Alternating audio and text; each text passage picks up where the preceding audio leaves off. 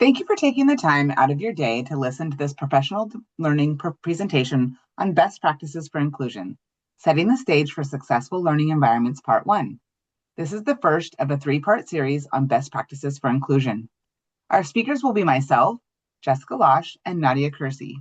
We are both child development consultants within the Inclusive Universal Pre-Kindergarten Office and the Early Education Division within the California Department of Education. Together, we will offer you creative ideas for setting up your classroom, along with practical modifications and accommodations. Our goal is to ensure the best possible experience for all children, with a special focus on supporting children with disabilities in a preschool environment. This presentation is designed for teachers, administrators, and support staff of the California State Preschool Program, CSPP. However, the content is versatile and can be applied to any learning environment. Next up, we will review the agenda and then get started. Let's review today's agenda to outline our learning objectives for this presentation. By the end of this session, you will understand how adapting physical spaces and materials can enhance accessibility for children with disabilities, and understand how to utilize assistive technology in the classroom. In early childhood education, the physical environment is more than just a backdrop for learning. It actively shapes how children move, communicate, regulate, and engage. For young children, and especially for children with disabilities, the classroom can either reduce barriers or unintentionally create them. When physical spaces are intentionally adapted to be accessible, predictable, and flexible, they support children's independence, participation, and a sense of belonging. Children with disabilities often rely more heavily on environmental cues, clear pathways, sensory supports, and adaptive materials to fully engage in learning. By thoughtfully designing our classrooms, we ensure that all children, regardless of ability, can access experiences, express themselves, and thrive alongside their peers. Let's begin with the learning environment. Adapting the physical learning environment is one of the most effective ways to ensure that all children, including those with disabilities, can participate fully and successfully in classroom activities. The classroom layout should be intentional, promoting accessibility, independence, and a sense of belonging. When educators modify the space to meet diverse needs, they remove barriers to learning and create opportunities for every child to thrive. It's important to remember that the accommodations or modification you choose will largely depend on the individual needs of the children you serve and your teaching goals for inclusion. First, ample space for movement is essential. Children who use mobility devices such as walkers or wheelchairs need clear pathways to navigate the classroom safely. This might involve rearranging furniture to create wider aisles or ensuring that activity centers are spaced apart. For example, in a preschool classroom, you might move the block area away from the dramatic play center to prevent congestion and allow easy access for children with physical disabilities. Next, well-defined and organized areas help children understand expectations and reduce anxiety. For preschoolers, this could mean using low shelves or rugs to mark boundaries for different learning centers, such as art, sensory play, and reading. You can also use colored tape on the floor to outline spaces, making it visually clear where each activity happens. For instance, a tape square for the block areas signals where building materials should stay, helping children with autism who rely on visual cues for structure. Real-life examples for preschool classrooms. Art Center. Place a small table with chairs and keep materials in labeled bins on a low shelf. For children with fine motor challenges, include adaptive tools like easy grip crayons and scissors. At circle time, use a large rug with individual spots marked by shapes or colors to help children with sensory or attention difficulties know where to sit. Block area. Keep blocks in open bins and ensure the space is large enough for children using mobility devices to join in building activities. Sensory table. Place it near a water source for easy cleanup and provide step stools for children who need support while standing. Finally, rotating materials and limiting clutter is key. Too many items in one area can overwhelm children with sensory sensitivities. For example, instead of displaying all puzzles at once, offer 2 or 3 and rotate them weekly. This keeps the environment engaging without overstimulation. By making these adjustments, educators can create a classroom that is not only physically accessible, but also emotionally supportive, helping children with disabilities feel included, capable, and ready to learn. Why lighting matters in inclusive classrooms. Lighting plays a critical role in creating a calm and inclusive early childhood environment. Harsh, fluorescent light lighting can be overstimulating for many children, especially those with sensory sensitivities, autism, or visual impairment. Bright artificial light can often increase stress and makes it harder for children to regulate emotions and focus on learning. In contrast, natural or dim lighting creates a soothing atmosphere that reduces sensory overload and promotes emotional regulation. For children with visual impairments or autism, adjusting lighting, such as dimming lights or altering brightness, can minimize glare, reduce visual stress, and make the environment feel predictable and comfortable. There are several simple strategies educators can use to improve classroom lighting and create a more calming environment. Whenever possible, choose natural lighting over fluorescent lights, as natural light provides a softer, more balanced illumination that feels less harsh and more inviting.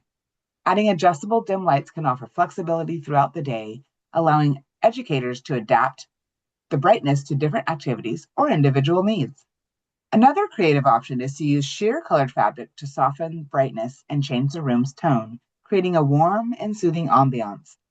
These adjustments not only enhance the overall atmosphere, but also support transitions and calming routines, which are essential for children who struggle with overstimulation. Many classrooms use lighting creatively to make spaces feel inviting and sensory friendly. Simple adjustments can make a big difference for children with sensory sensitivities or disabilities. For example, draping fabric over windows or light fixtures helps diffuse harsh light and creates a softer, calming atmosphere. Some educators choose to create cozy corners with soft lamps instead of relying on bright overhead lights, which can feel overwhelming for certain children. Others replace stark fluorescent bulbs with warm toned lighting to promote comfort and reduce visual stress. By thoughtfully adjusting lighting, educators can create a sensory friendly environment that supports all children, especially those with disabilities, by reducing overstimulation and encouraging focus, emotional regulation, and overall well being. Creating environments that support self regulation is essential in an inclusive preschool classroom. Some children, especially those with sensory sensitivities or autism, may become overstimulated during the day and need a quiet space to retreat or observe from a distance. These spaces, often called cozy corners or quiet areas, help children develop self regulation skills in a safe and supportive way. Cozy corners should never be used as punishment or a timeout. Instead, they should be places of comfort, connections, and emotional safety. Educators play a critical role by recognizing when a child needs space, validating emotions, and offering opportunities to stay away from the busyness of the classroom. These spaces can be small and personal or designed for two children maximum, and this limit should always be enforced to maintain the space's purpose. Cozy spaces should be thoughtfully designed to meet individual needs. Ideally, these areas should be located in a separate part of the classroom rather than combined with another center. Although placing them near the library can work well for a quieter setting. To maintain their purpose and effectiveness, educators should use visual indicators such as signs that read Cozy Corner, to friends only, or implement a card system to monitor usage. These spaces should include soft furnishings like bean bags, pillows, plush animals, rugs, and low shelves to create a sense of seclusion and comfort. Adding visual aids that help children identify and label emotion can further support emotional development and self regulation. In addition, educators should check in periodically with children using the Cozy Corner to offer comfort, help them name their feelings, and guide them back to group activities when they are ready. These practices ensure that cozy spaces promote emotional safety, independence, and inclusion for children with disabilities. Noise levels in a preschool classroom can significantly impact a child's ability to learn, interact, and feel comfortable, especially for children with disabilities. While some teachers enjoy playing music throughout the day to create a cheerful atmosphere, it's important to recognize that excessive background noise can be overwhelming for certain learners. For example, children with hearing impairments may struggle to distinguish speech from music or other sounds, causing them to miss important conversations and social emotional learning opportunities. Similarly, children with visual impairments often rely heavily on auditory cues to navigate their environment and engage with peers. Louder competing sounds can make this much harder. Lowering the noise level also benefits children with auditory processing challenges or sensory sensitivities, such as those with autism or sensory processing disorder. High levels of sound can lead to overstimulation, anxiety, and behavioral difficulties. By creating a quieter environment, educators reduce the need for interventions like sound reducing headphones, allowing children to remain fully engaged with peers and adults rather than feeling isolated. A calm auditory environment supports Social emotional development. Children can hear and respond to conversations, fostering language growth and peer relationships. Self regulation. Lower noise reduces sensory overload, helping children manage emotions and behavior. Inclusive participation. Children with hearing or sensory disabilities can access the same learning opportunities as their peers without barriers. Some practical strategies include keeping music at a low volume or using it only during certain times, such as transitions or rest. Using soft materials like rugs and certain curtains to absorb sound. And creating quiet zones for children who need a break from auditory stimulation. By being intentional about noise levels, educators create a classroom that feels safe, predictable, and welcoming for all children, especially those with disabilities. Alternative seating ideas. Alternative seating is an essential component of an inclusive classroom because it allows educators to meet the diverse sensory, physical, and emotional needs of all children, especially those with disabilities. Traditional seating arrangements often assume that children can sit still in a chair for extended periods, but this is not realistic for many learners. Children with sensory processing challenges, autism, ADHD, or physical disabilities may struggle with standard seating, which can lead to discomfort, distraction, and behavioral challenges. By offering flexible seating options, educators create an environment that promotes engagement, comfort, and self regulation. Alternative seating supports children by giving them choices that match their individual needs. For example, a child who becomes overstimulated might benefit from sitting in a quiet area of the classroom or near a trusted adult or peer buddy. Others may need seating that provides sensory input to help them focus, such as a cube chair, a bumpy seat cushion, or even a homemade seat made from laundry baskets. These options allow children to feel secure and grounded, which can improve attention and reduce anxiety. More alternative seating options. The seating options shown here offer different sensory experiences that help children regulate their bodies and emotions. For instance, sinking into a beanbag chair provides deep pressure and a calming sensation, while sitting on a firm cube seat offers structure and stability. These variations make learning more accessible and enjoyable for children with diverse needs. Providing multiple seating choices also communicates to the children that their needs are valid and respected, fostering a sense of belonging and inclusion. Ultimately, alternative seating is not just about comfort, it is about equity.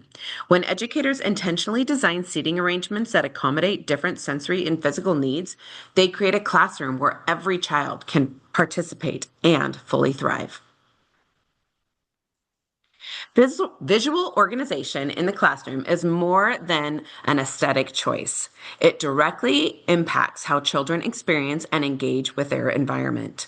For children with autism or other sensory processing disabilities, excessive visual stimulation can lead to feelings of anxiety, distraction, and even behavioral challenges. Bright colors, crowded walls, and abundance of materials can overwhelm their senses, making it harder to focus, follow routines, and participate in learning activities. To help reduce distractions and create a calming environment, educators should limit visual clutter, especially on walls. Displays should be purposeful, current, and placed at the child's eye level to ensure relevance without overstimulation. Avoid using overly bright or bold colors for flooring and walls. Instead, opt for natural or cool tones, which promote a sense of calm and predictability.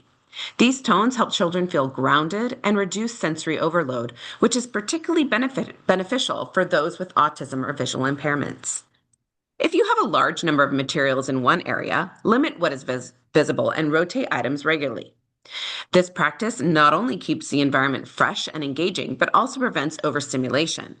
Too much visual clutter can be overwhelming for all children, but it is especially challenging for those with sensory sensitivities who may struggle to filter out unnecessary stimuli.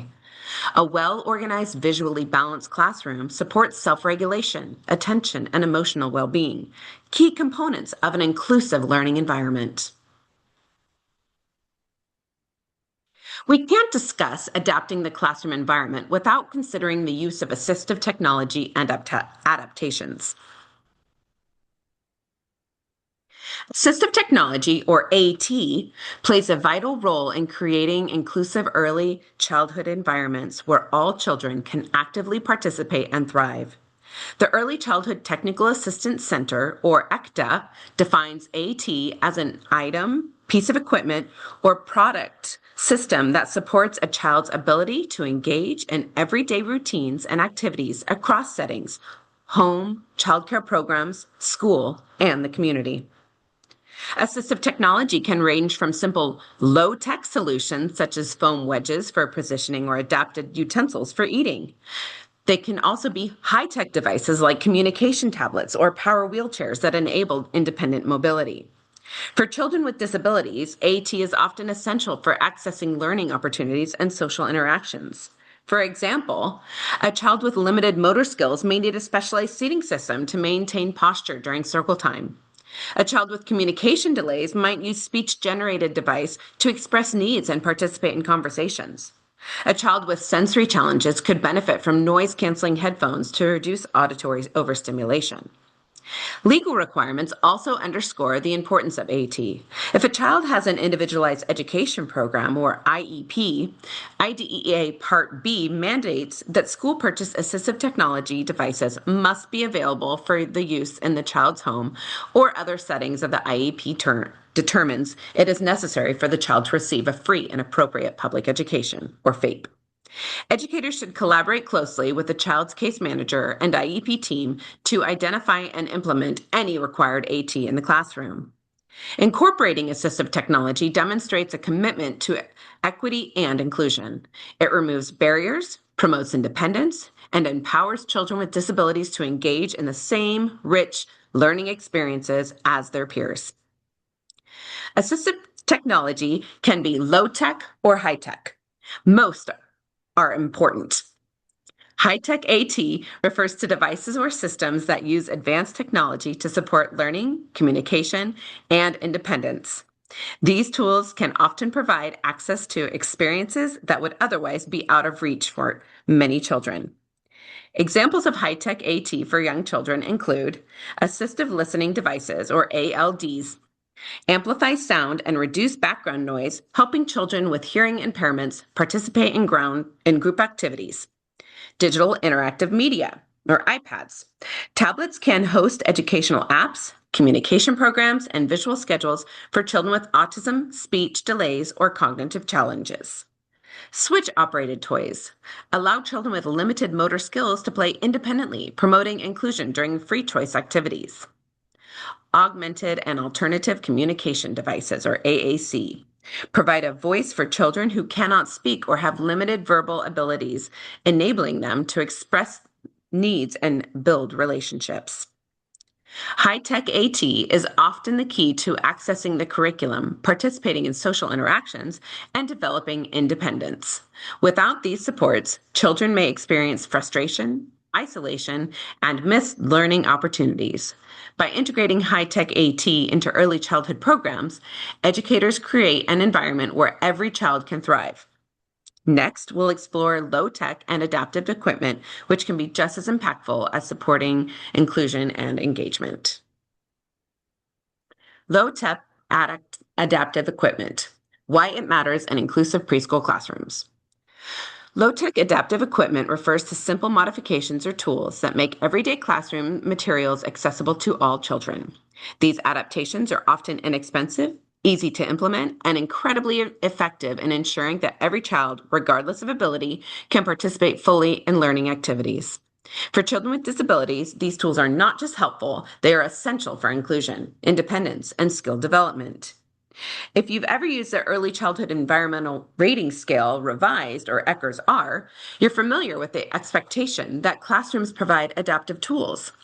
But beyond compliance, it's important to understand why these adaptations matter.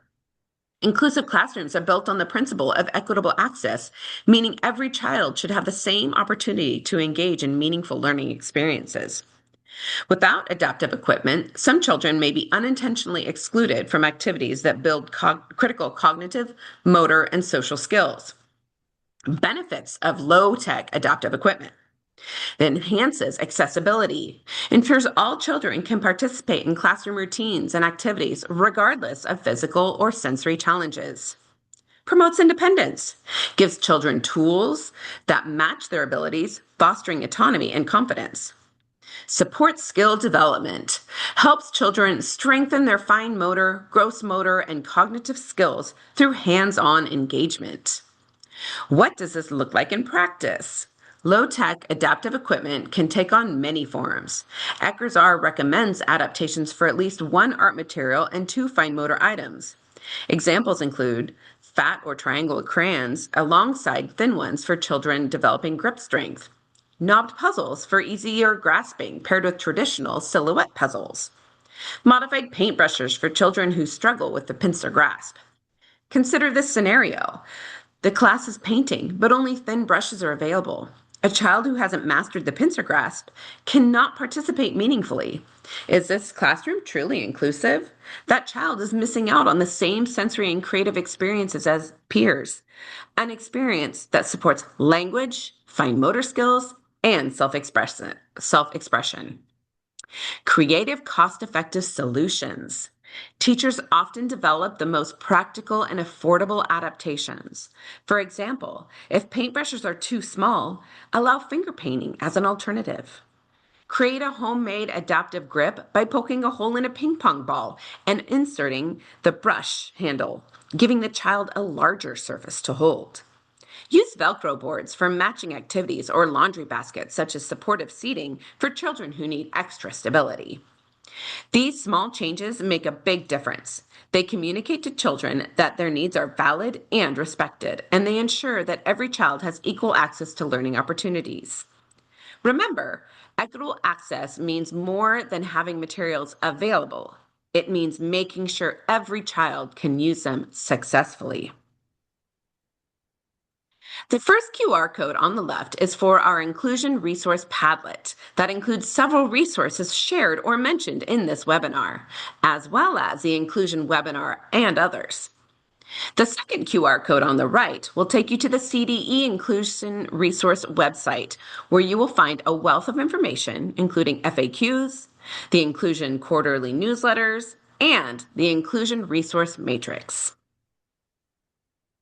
We want to thank you again for listening to our session. Best Practices for Inclusion, Setting the Stage for Successful Learning Environments, Part 1. We are truly passionate about inclusion, and we want to support all of you with your own journey in inclusion wherever you are currently at.